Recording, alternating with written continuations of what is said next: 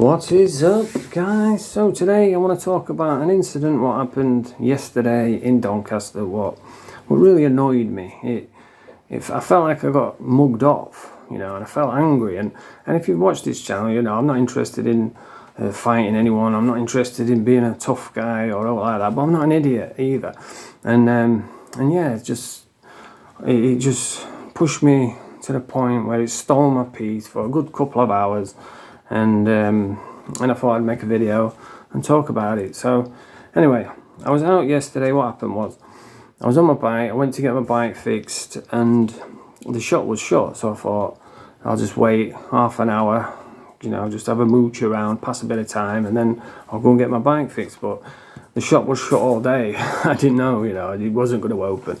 So I was, anyway, I was whizzing around and I went past the police station and I noticed they was bringing the prisoners out to the sweatbox. I thought, I'll record that.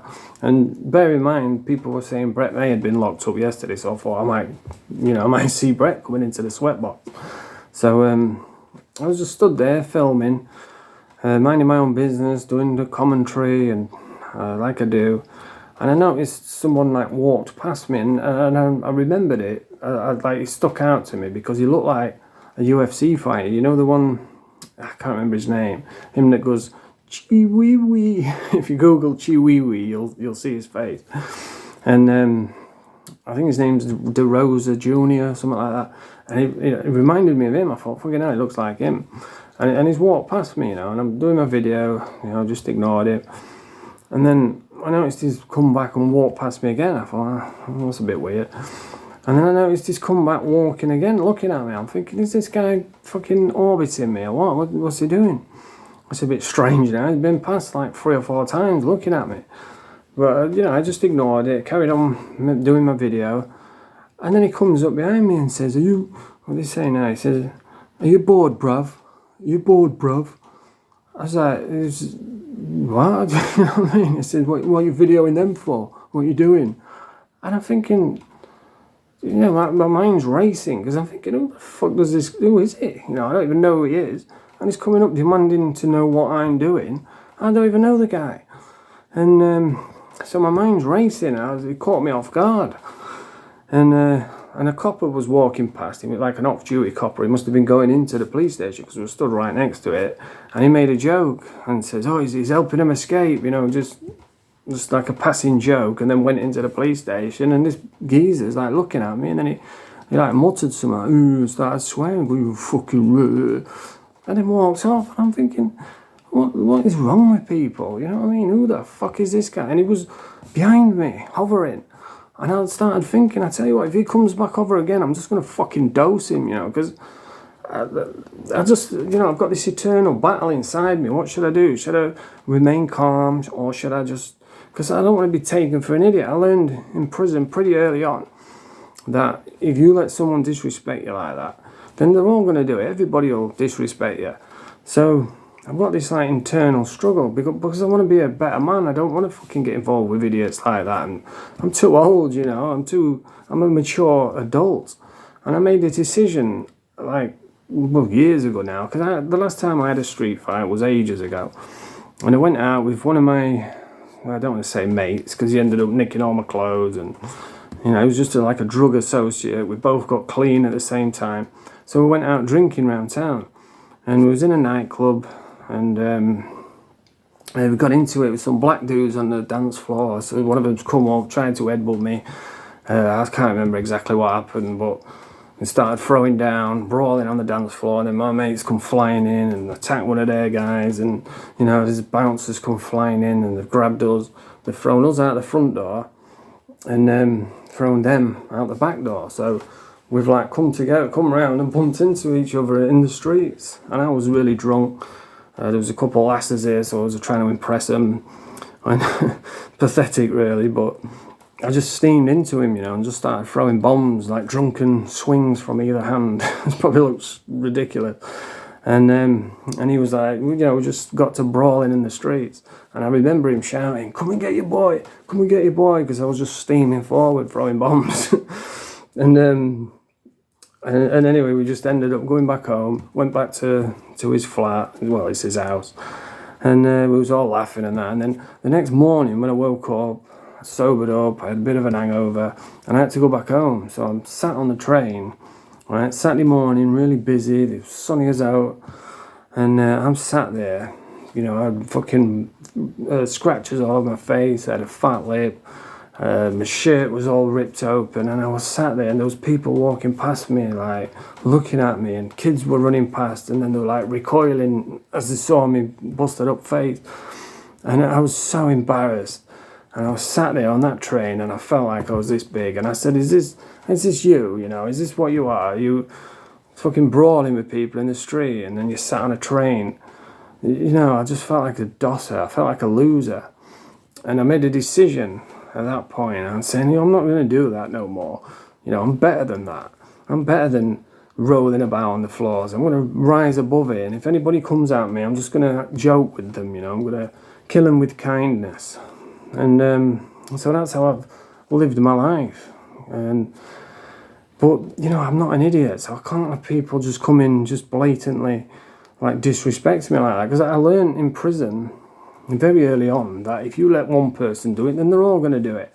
And the last time I was there, you know, I knew I was getting locked up, so I took a few clothes with me, and I had a Versace towel. And when I got into prison on the induction wing, the bully boys of the wing come in to the cell, as they do, hazing me, like, well, where you from, what you in for? And one of them grabbed my Versace towel and put it on his shoulder, and and anyway, they're just asking me questions like, have you got any drugs? Oh, you've got drugs, ain't you? I was like, nah, I ain't got fuck all. And then he started walking out with my towel, and I thought, there's no way. And I jumped up and I snatched it off him. I said, what are you doing?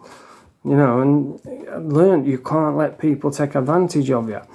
And so that brings us to today. You know, I've got this like internal struggle. What do?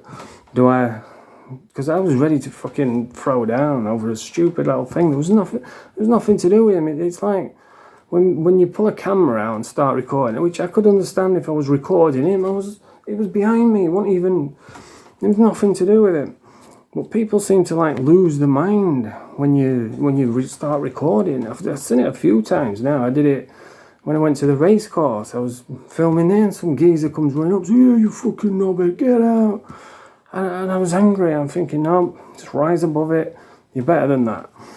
And then it happened up at the prison. I was doing a video around at the prison, and it was funny actually. There was these two guys that must have been waiting for someone to get out. And one of them was dressed all in pink, like bright pink t-shirt, bright pink shorts. And I'm doing a video, and as I went past him, I made like a comment about him being in pink. So I can understand he got a bit angry. But I've gone past them, and then as I'm coming back, they were stood in the pathway, and I couldn't get through because they were stood in the way. So I've gone up, and they just stood there like, they didn't move. So I rise above it. I said, oh, excuse me, mate, can I get past, please?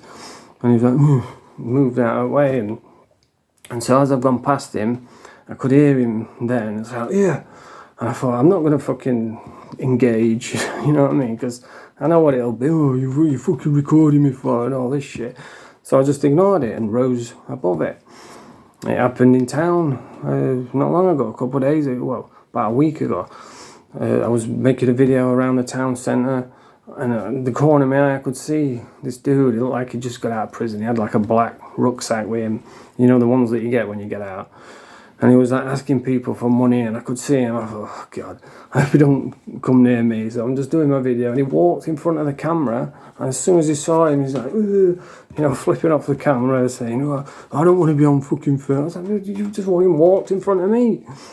It's like people just lose their mind when you've got a camera out. I think you know what I think it is? I think it's that bike helmet. That's why they do it.